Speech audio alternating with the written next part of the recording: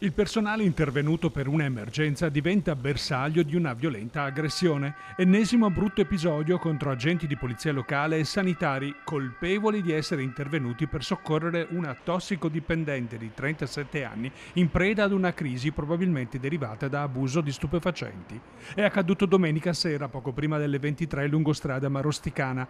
Le urla della donna in strada, in preda al delirio, hanno attirato l'attenzione dei vicini che hanno allertato la centrale della polizia locale, che in pochi minuti ha fatto intervenire 2 pattuglie. Alla vista dei poliziotti la donna è diventata una vera e propria furia, aggredendo e morsicando ripetutamente i 4 agenti. Immediata la richiesta di un'ambulanza del SUMEM 118, ma anche il medico ed un infermiere che avevano tentato di calmare la 37enne sono stati a loro volta aggrediti a morsi, graffi e sputi. Alla fine la donna è stata sedata e trasportata in ospedale sotto scorta di 2 agenti che sono saliti con lei in ambulanza. Al termine dell'intervento i 2 sanitari e i 4 agenti sono stati tutti sottoposti a profilassi preventiva, una conseguenza pesante che però poteva essere evitata.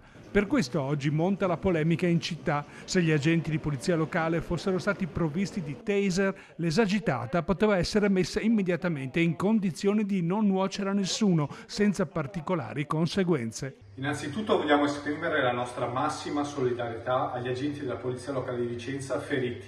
Per noi è inaccettabile che agenti, magari nuovi assunti, vengano mandati allo sbaraglio in strada.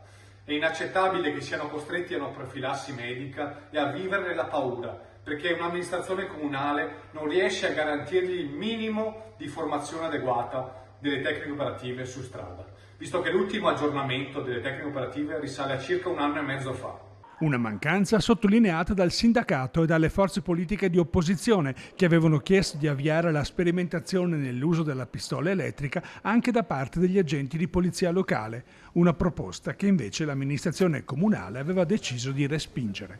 Sono mesi che chiediamo all'amministrazione di dotare gli agenti di strumentazione adeguata, di taser, di scudi per i TSO, di manganello estensibile, ma questa amministrazione pensa tra un taglio di nastro a un evento a garantire la sicurezza dei suoi agenti in questa maniera. Ecco, se non è in grado di garantire l'operatività in tranquillità degli agenti, figuriamoci la sicurezza dei propri cittadini e dei quartieri interi.